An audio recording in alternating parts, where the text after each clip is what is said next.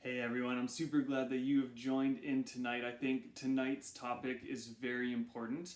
And as we jump in from evidence from the last month of October about why we believe God exists, we're going to hone in more specifically on the person and work of Jesus.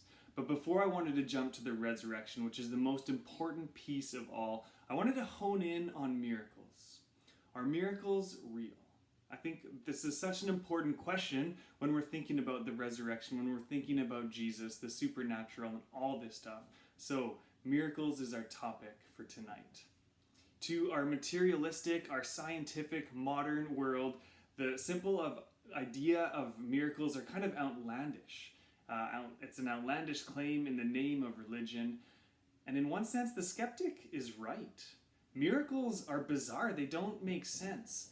But if they weren't bizarre, they wouldn't be miracles. They would just be ordinary events. By definition, miracles are extraordinary. And I want to say this, in the modern era, so the last 100, 200 years, there have been 200 million miracles recorded. And here's the thing, if even one of those miracles is correct, then it shows that a purely naturalistic worldview where there's no idea or no possibility of anything beyond the physical realm is actually a false view of reality. Let me share with you an outlandish miracle that I heard about from a pastor whom I trust, who's in the Lower Mainland. I heard this sermon this spring. He's saying he knew a friend who invited a friend to a church service. Okay, now this guy was a skeptic, didn't believe in miracles. Anyways, he had a toothache for about a month. And this was a more charismatic kind of church. And partway through the service, the pastor gets up and he's like, I gotta pray for people. And he's like, I gotta pray for someone with a sore tooth. And he's like, I wanna pray for this person with a sore tooth. And this guy's like, oh my goodness. And his wife's like, dude, that's you. And again, these people had no kind of religious background. They didn't believe in God. And finally, his wife nudged him enough that he got up and he got his tooth prayed for, and sure enough, nothing happened. And he's like, yeah, okay, whatever. This is bogus. I can't believe I did that. In the morning, this dude woke up with a gold tooth. God is good.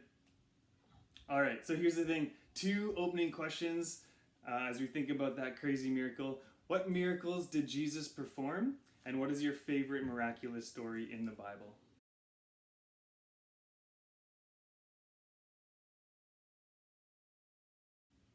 A miracle is an extraordinary event in human history carried out by divine intervention. This is about a supernatural cause, a cause from outside the natural laws of the universe.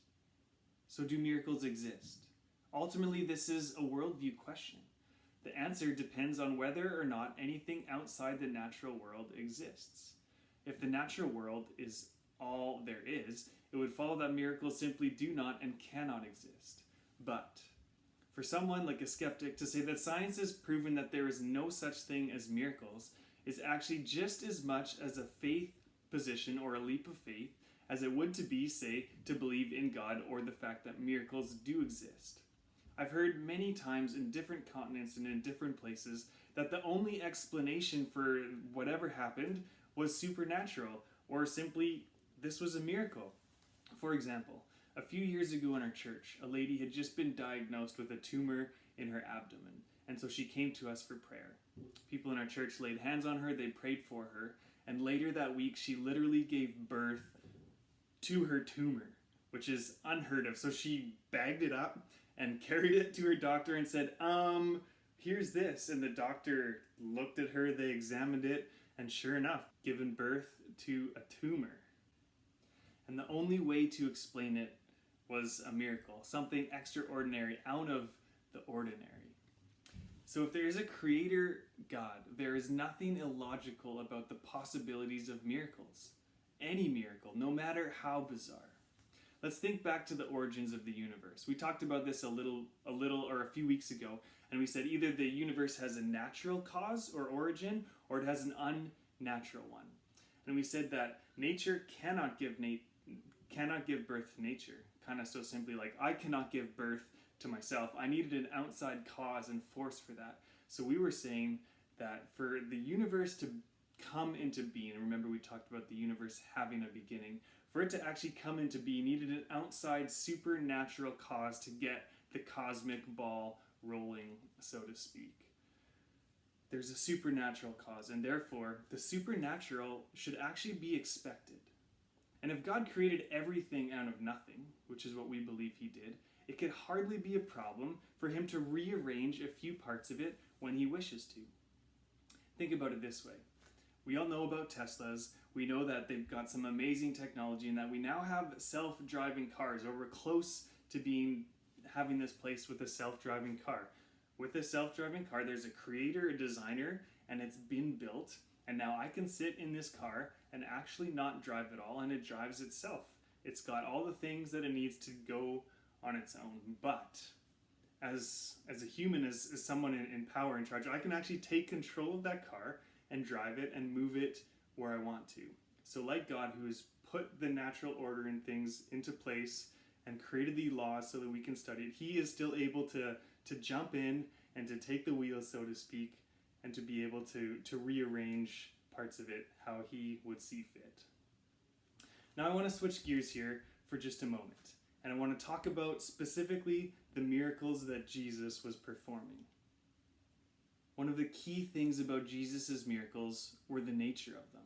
They weren't intended to be like magic tricks designed to impress everyone and to be showy, like, hey, check out that rock over there, watch it explode. No.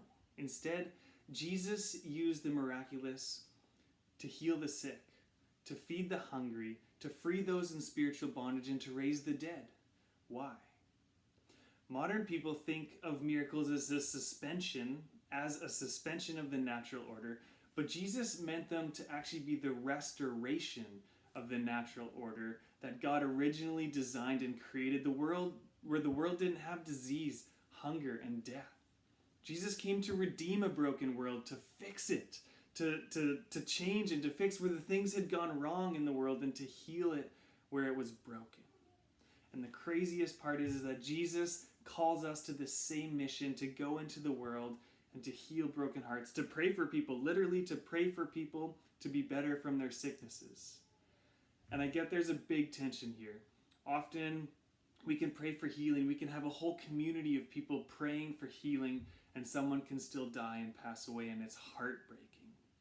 We don't know what God's purposes and plans are. We don't know why sometimes God heals and that sometimes he doesn't. That just seems to be the way it is.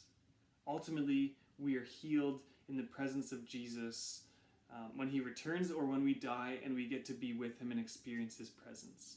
Let me share one final story to think about this. Imagine Aunt Lucy gets COVID, and little do we know that she was actually going to die of this thing. Yes, she's hooked up to monitors and things, but the fact is that we prayed, and she recovers. Although we had no idea, if we hadn't prayed, she actually would have died, but she recovered. And while on the outside it looked totally natural, it looked like the medical intervention works, which plays into that and definitely does. But if this is the case, and if we're always praying for people to get better, and they get better, even if it was something minor like a cold or a flu, we might not realize how powerful prayer actually is, and how many prayers and how many healings actually do answer. So my encouragement to you is to pray big, bold prayers for Jesus this week. And man, if we do that, I would love to see and count the miracles that God can do through us as a youth group. So that's my challenge to us. Love you all. Have a great night.